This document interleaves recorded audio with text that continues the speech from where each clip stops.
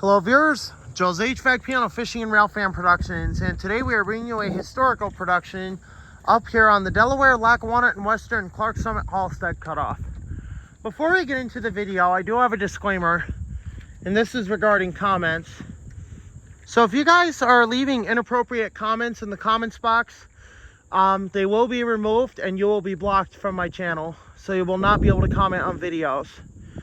So if you guys don't have anything nice to say, don't say it, because if I see insulting, rude, or inappropriate comments or even insults, they will be removed and you will be blocked. So that's the disclaimer. So here we are at the famous Delaware, Lackawanna, and Western Nicholson cutoff, and the reason why is because there's before, when we did a video on this line, I did not realize I had all the wrong information. I had information that was from CP, which I didn't know they only own this line for a short period of time. So here it is.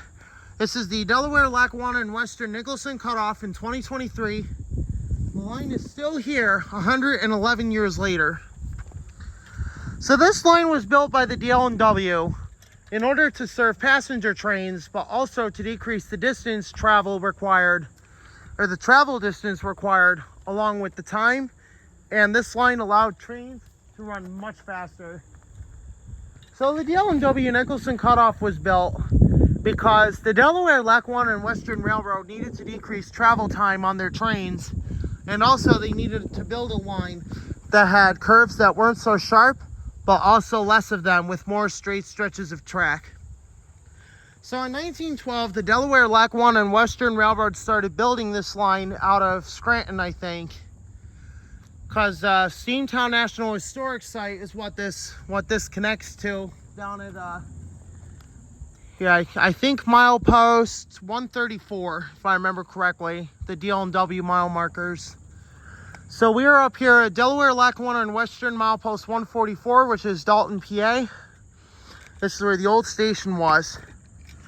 So regarding why this line was built, like I said before, the DL&W needed to build a line that would decrease travel time and also decrease distance that needed to be traveled. So the DL&W built this line because it doesn't have as many curves. Even though, yes, it still has curves, there are a lot more straight stretches and the curves are not as sharp. So the Delaware, Lackawanna, and Western Railroad was able to decrease passenger travel distance by a few miles, but also save extra time. And this line allowed passenger train speeds to go from 35 to 70 miles an hour. So basically allowing the trains to go twice as fast, and that decreased travel time by a lot. So this is a marvel of engineering here that the DL&W built. As you can see here, right now, I am on the spot of the old freight line that was here. The DL&W built this line, like I said, not only because they needed to decrease travel time and distance, but also they needed a line that could better handle high-speed freight trains. So that's also why this was built. As you can see here, a lot of the original DL&W ties are still here. Almost 120 years later, they are still here. Yes, there have been more new ties put in, but at the same time, if it ain't broken, don't fix it. So yeah, this is a very historical line. And the reason why is because there is a famous landmark further up the line, I think about 7 miles up the line, I think, is the famous Tunkhannock Creek Viaduct. Yes, the famous Tunkhannock Creek Viaduct, the world's largest reinforced concrete railroad bridge. Yep, just said it. The world's largest reinforced concrete railroad bridge was built between 1912 and 1915. And in 1915, it set a world record and still holds that record today of being the world's largest reinforced concrete railroad bridge. And the sister viaduct, the Martins Creek Viaduct, isn't quite as big. So a little bit of information about the Tunkhannock Viaduct here is the Tunkhannock Viaduct was built because the Tunkhannock Creek was getting in the way of the construction of the DL&W, and they didn't want to build a tunnel that went under the valley. So instead, they built a bridge that could go over it. So they built the 25 or 2,600 foot long Tunkhannock Creek Viaduct. The bridge itself is 240 feet high and a length of, I think, 25 or 2,600 feet long. The bridge itself was built for double track. So there were 2 tracks that went across the bridge. And also there's another landmark that some of us might not know, which I've done explorations on, is the Nicholson Tunnel. So yes, the Delaware, Lackawanna, and Western Nicholson Tunnel was built in 1915, and it is the only tunnel in the state of Pennsylvania, the only railroad tunnel in the state of Pennsylvania that is a brick line tunnel. Yes, so once the DL&W finished building, they lined the tunnel with bricks in order to help preserve it, and also so it was less likely to cave in many, many years into the future.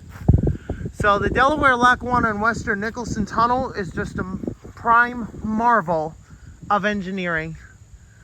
I've done a few explorations of the tunnel. You guys will see the walking back through video, which we went south. But we do have some updated videos where we are having some fun, making some loud noises at the other end of the tunnel. Yes, I was with Alco 244 for that, so we were having a bit of fun up on the in the Nicholson Tunnel.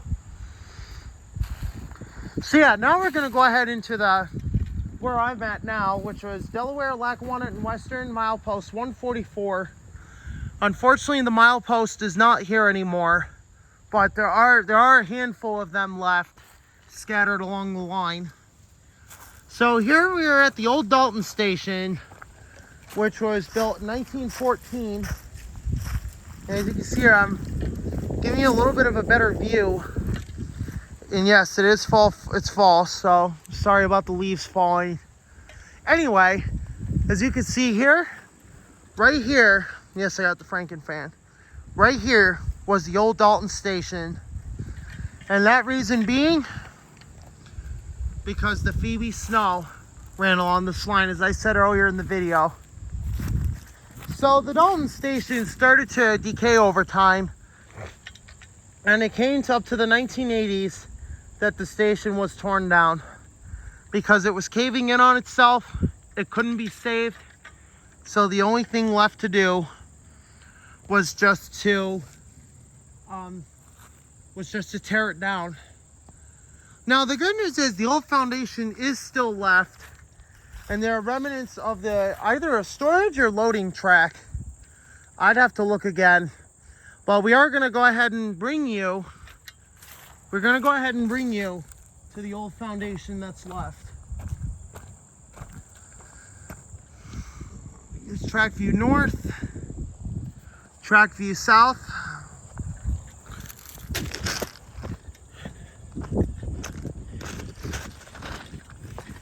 Now, correct me if I'm wrong. I think where the current siding is here today was the original siding. I do not know for sure, so somebody please help me out with that if you can. So right here is the old foundation. You see, this is part of it. So this part right here was the entire station. So this would have actually been the loading track. That would have been the main line for passenger trains. And then right where the access road is would have been for freight trains. So yes, the foundation is still here, as you can see. Goes a pretty good ways too. So this is a pretty big station back then. So you can see here. And then before there was a crossing that went over the tracks to get over to the other side. So right where that little road is, used to be where you could get to the station from that side, and then over here there would have been a crossing as well. So yeah, this is the old foundation, as you can see here. Pretty big station too. So even despite being, as big as it was, they got a decent amount of passenger trains. So this foundation has a lot of historical importance behind it. Station built 1914. And yes, we do got a little bit of buckled rail. Now we come on this way. We're gonna bring you down here to where the storage track was. The storage track would have been right here. That's our modern milepost, 661. As you can see here, this is where the storage track would have been. And then there would have been a stop, I think, right there. I'm not positive, though. I want to say the stop was right there. But anyway, as you guys can see here, there are still remnants left over. There are still ties buried in the ground, as I confirmed with the metal detector. There are still ties buried in the ground. As you can see, there are also a few there are some right here as well that were once in the ground, that once held rails. So yes, this is indeed the old loading track. As you can see here, the old ties are still in the ground, which is quite a surprise because one would think they would have gotten removed like these ties here. So yeah, these ties are from the old loading track. Well, storage track, actually. I forgot that. I keep forgetting the loading track was right there. So yeah, look at that. A classic beauty right here. Old ties. History is still here. So yeah, and right down that way would have been the old switch. Actually, I think the old switch would have been right here. If I remember correctly. So yeah, if I remember correctly, I think the switch was actually right here, just down the line a little bit. I think right where the curve is for the siding, I think was where the old switch was. And then right here would have been the storage track, so you could store some freight cars, or you could store rolling stock. As you can see there, there's an old tie that got left over. Pretty historical, huh? So yeah, the switch actually would have been right here. Now I have no clue when the last time the storage track was upgraded, but upgrading wise for the DL&W Nicholson cutoff here, the very first upgrade occurred in 1925 when the Delaware, Lackawanna, and Western upgraded the track to 130 pounds area rail, which that tie plate, that's the size that tie plate can handle. 130 pounds per yard rail. Rail was in 39-foot sections, which is pretty unique because there's not many of us that still get to see these old tie plates still in use. So the first upgrade, as I said before, occurred in 1925 when the Delaware, Lackawanna, and Western upgraded this to mainline status, and 130 pounds per yard rail was installed. All the way up to 1929, they were upgrading to 130 pounds area rail. And as you can see here, it's no longer that. So then, in 1934, the Delaware, Lackawanna, and Western Railroad upgraded again to 131 pounds per yard rail. And then, I want to say sometime in the 50s, I think they started upgrading to 132 RE rail. Well, actually, no, excuse me. 1948, they started upgrading again to 132 pounds per yard rail to allow for even higher speed trains to run. Because it's like they say a lot of times, if you need faster trains, you're going to need heavier rail. That's exactly what the DL&W needed. So yeah, and then in 1972, new rails were put in, still the same size, 132 pounds per yard, but this time by the Erie Lackawanna Railroad. And the rails were made in Algoma, Canada. And yes, some of those sections still exist. step further down the line, there's some BSCO Lackawanna rail and BSCO steel tin, because the DL&W liked BSCO because they made really good rails, and the rails were made so well that they are still in operation almost a century later. So that just goes to show what happens when you have good builders. So yeah, like I said before, the loading track would have been right, the storage track would have been right here. This would have been the loading track and or siding, depending on what you called it back then. And then right up here was the old station. And yes, there was a little freight house, if I remember correctly. So yeah, I think that's gonna pretty much do it for this video. We've covered everything that we needed to. I'm very happy to bring you guys history, because I am the railroad historian that will bring railroad history to you. Thank you very much for watching. Hope you enjoyed the video. As I said earlier in the video, at the very beginning, no insulting, inappropriate, or absurd comments. Because if I see those, such as inappropriate comments, insulting comments, so if you don't have anything nice to say, don't say it. Because if your rude and insulting comments are seen, they will be removed and you will be blocked from my channel. So anyway, that's the disclaimer there. So I'll say it one more time. If you don't have anything nice to say, don't say it. Because rude, insulting, or obscured comments, they will be removed and you will be blocked.